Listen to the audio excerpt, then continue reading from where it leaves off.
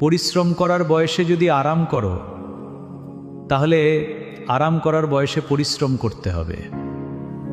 ঘড়ি মানুষকে সময় দেখায়, আর সময় মানুষকে আসল রূপ দেখায়। এটাই বাস্তবতা।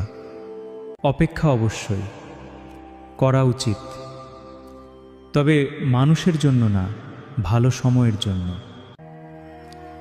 সবাই বলে মেয়েদের নাকি নিজের কোনো বাড়ি হয় না, কিন্তু বাস্তব অর্থে তাদের ছাড়া কোনো বাড়ি পরিপূর্ণ হয় না।